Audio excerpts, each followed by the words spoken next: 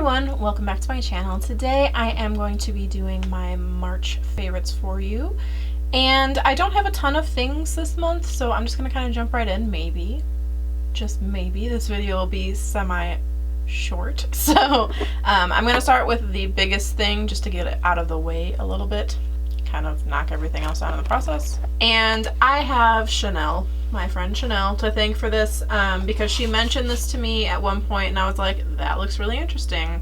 And I finally picked it up and I love it, and it is a boon. And I put all of my liquid lipsticks in it, and it sits behind me on my desk. It's replaced a couple of the candle holder, or well, empty candle jar lipstick holder things I had going for me, and I love it. I love that I can fit so many things in here. I love that I still have a ton of room to put more stuff in there, even though I have a decent amount of liquid lipsticks. It's just super convenient. You can also, I'm gonna try not to spill everything out of this, but you can hang it on the wall. It comes with little holes in it so that you could mount it on your wall if you'd like. So if you don't have a ton of flat surface space in your makeup area, this is awesome.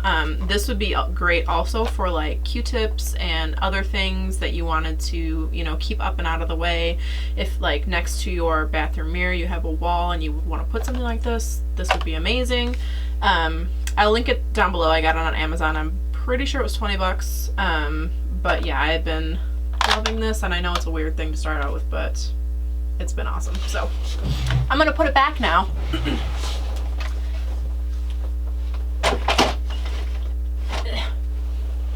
In its little home. Okay, the next things I have, I guess I can transition right on into this, is what I have in that boon. I have two liquid lipstick favorites this month, and the first one is the NYX Liquid Suede in Sandstorm, but I do also love Soft Spoken. It's just in my purse right now. I love the formula of these. I have heard people compare these to the Kat Von D ones. I don't know if I agree with that, only because the Kat Von D ones aren't really great on me. I find them to go on really patchy and not wear very long and transfer quite a bit. And these, for they're like $6 or something like that. They're less than $10. They wear pretty well for me. They go on very opaque on me, and you know, they're not transfer proof, but they're not, you know, all over my face all the time or whatever. And I just love the formula of these. They're not drying. I have been really enjoying these. They have some great colors, and they have some really great non-traditional colors as well if you're into that. The next one is probably no surprise to you guys, since I have a long-standing, deep, passionate love for ColourPop. But it is the new Ultra Satin Lips. This one is in Echo Park. I got 4 or 5 of these, and I love them all. I love the really dark colors, and I love the lighter colors. I do need to get the rest of them. I love this one for like every day. It's a great nude-ish neutral color for me, and I love the way they wear. Again, it's not something that's transfer proof, but what I really like about these in particular, not that the NYX ones don't do this, but I really notice it on these, is that if I am eating or drinking, I notice that it transfers on to whatever I'm eating or drinking. So like if I'm eating a sandwich and I take a bite, I notice the, you know, lipstick on my sandwich, but I can look in the mirror after eating and it doesn't look like I have lost any product at all. And I think that's amazing. And the first time that I wore this, I wore it, we took my son, my parents and I took my son to see Disney Live. So I put this on, I had lunch, I had dinner, and I had ice cream, and went through like 8 hours of wear, and it looked exactly the same at the end of the night as it did when I put it on. And I was like blown away, because these aren't transfer proof like the Ultra Matte Lips. So I don't know, I've been really enjoying these. I have one skincare thing, and I'm gonna get that out of the way because the last couple things I have are sort of in the same category. And this is not new to me, but it's something that I've been using quite a bit this month, and it is the Dr. Dennis Gross Original Formula Alpha Beta Peels. And I anytime I see that Sephora has these as a 100-point perk, I always get them. I get them if they have them as samples. I try to like hoard these little things of them all the time because these are not cheap. They're not completely ridiculously expensive, but they're not cheap. So I always get these, and this month my skin has been okay. It's better than last month, but I have noticed that I've had a bit more clogging in my pores, so I have been using these a little bit more regularly, and I just love them. They don't like wreak havoc on my skin, but I do notice a huge difference the next day when I use them. And I don't think I've talked about these before. If I have, I'm sorry, but they're still a favorite and I still love them. Okay, so for my last few things, I have mentioned in past favorites that I have been on the hunt for the perfect waterproof mascara because I noticed that even with waterproof, I was still getting smudging on my upper lid. And one day, because I don't normally prime my lids, but one day I decided to prime my lids and, you know, just see what happened. And I noticed that I didn't have any transfer of my mascara that day. So I have been ever since using a primer on my eyes and have not had a transfer issue with my mascara. So I think it's just my eyelids are oily thing that if I, you know, curl my lashes and the mascara touches my upper lid and I don't have a primer on, it's gonna smudge. So I have gone back to my old favorite, the NARS primer, and it's the smudge proof eyeshadow base. This is the best one that I have, and I do have a lot of eye primers. And most of them do their job or whatever. There's a couple that I don't like, but this one is like, if I want to make sure that my eyelids are not a little bit oily at all, I use this. And I don't know what it is about this, but it's amazing.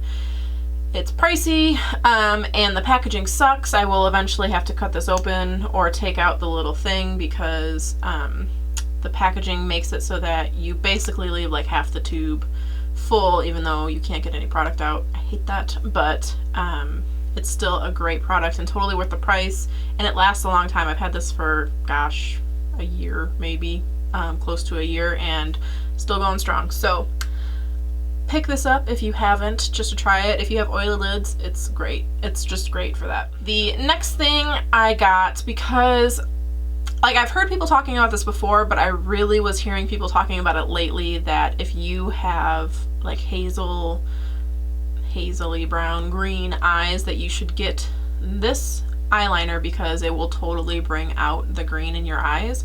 And I was like, yeah, okay, sure. But then I saw someone use it like live, I guess, you know, and I could see the difference in how green their eyes looked after they were done using it.